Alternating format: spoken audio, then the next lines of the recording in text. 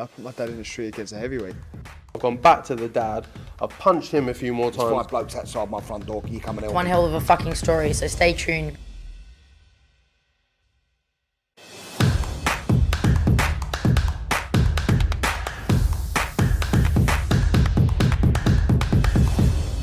Oscar Bevis, IFL TV, proudly sponsored by Everlast. Barry Jones joins me in Nottingham. We've completed fight week, about 24 hours out from the show tomorrow. How are you, mate? Yeah, not too bad, mate. Good, yeah. Looking forward to tomorrow and, ready to go. Yeah, it's good that the show can continue. Obviously, a massive blow for a show, especially in Nottingham with Lee pulling out. But you've got 2 fights, 2 intriguing fights at the top of the bill, and good that 2 fights of that magnitude can still get ahead. Yeah, we could. And what was the chief undercard? No, top of the bill. That's Maxie Hughes versus Kid Galahad, and it's a really intriguing fight because Kid Galahad, like I say his name, Kid Galahad. We see him on the scales today. He looked drawn, and you can't believe how he made 9 stone. Unbelievable, but he did. But will this extra £9 now make a difference for him? Will he have more physical strength and mentally be aware? Because obviously Martinez, the fight he was winning, I thought quite comfortable. Lost the concentration and then got caught with a good shot. But he's in with the fight with Maxie Hughes, who's having the Indian summers of Indian summers. Let's be honest. The John O'Carroll fight, John O'Carroll fight, no thought he'd win. He gets to win there, and then he boxed Viktor Kotochikov over in Dubai. Again, he went in as the opponent, and hit him with a punch which Kotochikov shouldn't have got up from. Let's be honest. And then obviously got a wise points win there, and then Straffen, of course, to win the title, and he's been flying ever since. So yeah, he's full of momentum. That's a big thing in this sport, as we know. And Galahad probably has the more quality and probably better boxing brain, you would feel. So it's an intriguing fight. Is it one of them where, and I don't like saying it, I hope I don't jinx it, it could kind of be a bit of a stinker? Well, of course it can. I think we say this with any sort of Ingle fighter, because of the ability they have to turn it off, if you like, to close shop. If they get a points lead, they nullify your work. That's sometimes even though they know Galahad got the power and good strength. His real skill, like a lot of like he was with Hell Graham and Johnny Nelson and even Naz, though Naz had a gift from God with the power, but they got the ability to make you miss constantly and frustrate you. And I think so fights could potentially be a bore. And also because Maxie Hughes is a seasoned professional, he won't rush into his work. He'll make sure he's in a safe place before he lets his hands go, and that might mean a lot of rounds there quite tentative at times. Then we've got Terry Harper and Hannah Rankin. Terry jumping up 2 weights as well, but she looked good. She looked good on the scales, and I mean, I know Steffi's never going to say otherwise, but he was telling us how the extra weight's going to suit her, and she did look good on the scales. Yeah, but it's more than 2 weights. It's like 5 weights really. Like she's super featherweight champion of the world, and obviously the Baumgart no defeat made her realise that weight was no good for her no more. But again, you have to make Hannah Rankin the favourite because she's in good form. She's big because she's formerly a super middleweight. She was. Let's not forget that. But the better, probably technically better, is you would feel is Terry Harper. So if she's strong at the weight, then she has a really good chance to win. You would feel. But if she doesn't have the strength to keep Hannah Rankin off, or to dictate the pace with her jab, then Hannah Rankin, who's also a seasoned campaigner, might have enough and know enough to retain the title. Just picking this back up with Barry Jones, just talking about the card on Saturday night. I'm really looking forward to seeing what goes down tomorrow. On to some of the big talking points around the world of boxing. The Fury-Joshua stuff, is it kind of funny in a way because we had all the talk in the 18 months and we finally thought we was there and we weren't, and yet on kind of a whim in about 2 weeks, the fight could be made? Yeah. It's very boxing, isn't it, for it to work like that? We've been here before, haven't we? Let's be honest. I know Deontay Wilder threw a spanner in the works, it seemed, but the fact that it's all been too agreeable.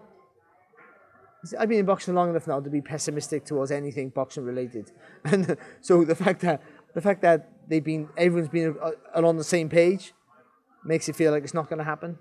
And also, I don't see why. I think the fight's always there for both of them. Financially, it's maybe the biggest fight for either one. And Joshua, after coming off 2 defeats, and we've seen the frustrations after the fight with the second losing loss, of course, in Jeddah, that maybe he needs a confidence-building fight again, or 2. So I think he needs to be active, and get out in December would be a great idea, but I'm not sure he needs to get out against Tyson Fury, was clearly the number one in the heavyweight division, and he is. And a guy who's such a puzzle. So it's not like a fight where this is a hard fight. It's going to be a war of attrition. Though Fury can make it that if he wants to, but he's also the master of frustrating you, making you miss and making you pay. So it's stylistically, there was never a great fight for Anthony Joshua to make, even when a lot of people thought he would have been the favourite a few years back. But now, certainly, it's a fight that he doesn't need, I don't think. Unless he just wants he wants to get guarantee that payday now and go. But I don't think Joshua's built that way. And whatever Tyson Fury says, because he's a master of promotion, he really is. So everything's tongue in cheek with Tyson Fury. He really is. From retiring to doing the WWE to being a UFC fighter to wanting to fight Joshua or Usyk in the same night, whatever. He'll just say something and he makes news. So he's clever that way. Keeps himself relevant. And what'll happen probably is they're both fighting in December and against two below level opposition, I would have thought. Well, yeah, my next question was going to be, obviously, Charles, one of the names that's kind of being thrown around Fury now. Obviously, we love seeing Fury in the ring because of what he can do, but would you be disappointed to see Tyson Fury fight Manuel Charr in December when, if it isn't Joshua, there's so many better fights out there anyway? Yes, I do. If he's defending his world title against Manuel Charr, then yeah, if it's a non-title fight, then there's nothing wrong with that. Though, if it's pay-per-view, then there's plenty wrong with it. But, I mean, if it's a non-title fight, then yes. But if it's the defense of his world title, there's so many more willing and deserving challengers than Manuel Charr. So we'll see where we're at with that. It's not a fight that inspires me. I can't see that he's competitive, and it's not I wouldn't say the Dillian White fight was a gimme, but I think when the Dillian White fight happened, he was a huge favourite against Fury. It was a fight where you didn't think, was he going to lose this fight? And I think to have another one of those, but a lot easier now with Manuel Charr, then we would start to complain about that, I feel. Whereas up until now, he must have complained about with Fury. And obviously, December is only around the corner, and I know we care about what happens in the ring, and it does promote itself. I know Eddie said to me today, they could sell an arena out, and we could do it tomorrow night if you want. But is it a fight that deserves the build-up of months? It deserves the press tour, and with December around the corner, you kind of can't do too much of that. Yeah, but the thing, the press tours are for building interest. It doesn't need it. They're right. It doesn't need the interest. You say some of Mayweather fights. We forget, especially in the end of his career, they weren't long promotions. They were short promotions because maybe they just had to say Mayweather's fighting again, and everyone was on board. And then you do some shoulder programming, and you're set. I think that's be the same with those guys. 3 press conferences, and you're done. If that, you want to see him in a room. You want to see how Joshua copes with the berating of a Tyson Fury, who's a master of that. So how he copes with that, that'd be maybe more entertaining than the fight itself. But yeah, it doesn't need a long promotion. But things need to be signed quickly. I think now, it's creeping into October, which we are. Time would be of the essence. That's why I don't see it happening. I don't see it. I'd love to be wrong, by the way. It's a fight that we've wanted to see for years. It doesn't have the same gravitas as they had when they were both undefeated, but it's still a big fight. I think you're pessimistic, kind of like most of us who've been listening to this for a while. Yeah. Well, it's not the first time it's happened, is it? It's not the first time this fight's been on the table. It's not the first time we've been close to having the fight. So yeah, and we see this. This is boxing in boxing history, where big fights have never materialised. We've been promised the earth and end up with nothing. So. Let's talk Ben Eubank.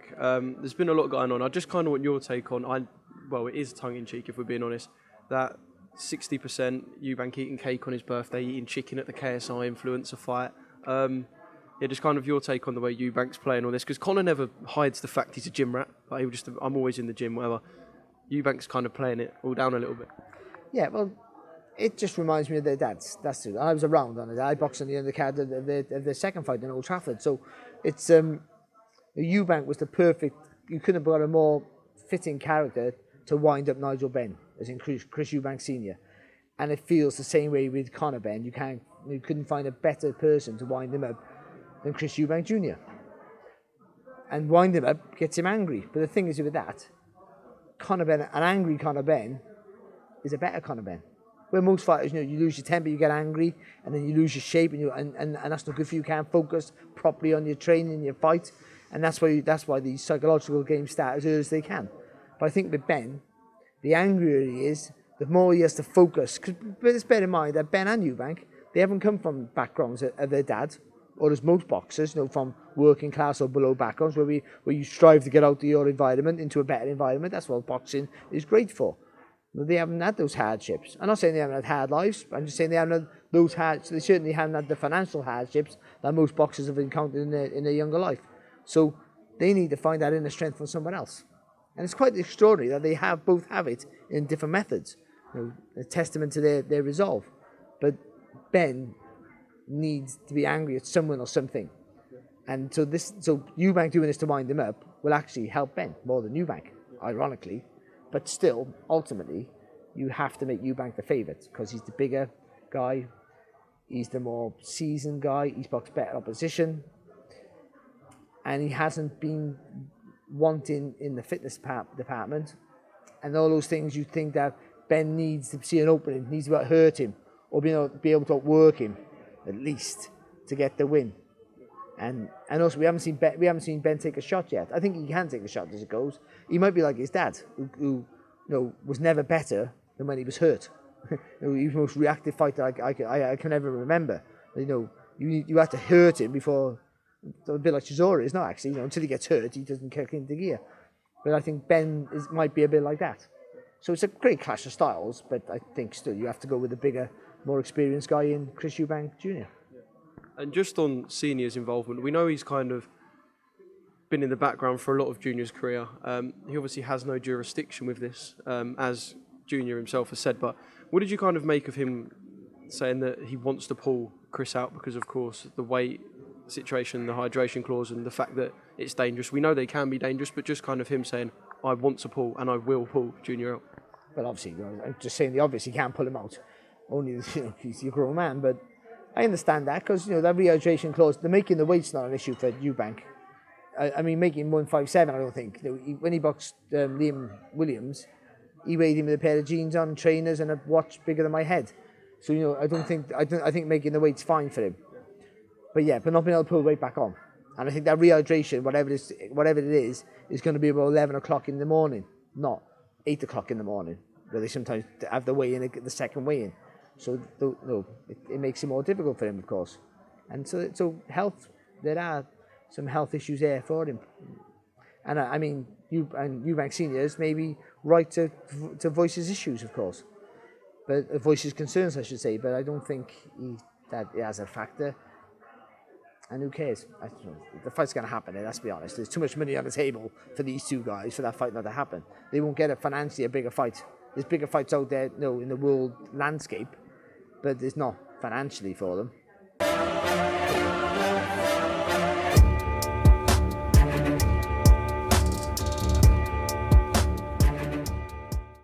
Yeah, I put my dad in the street against a heavyweight.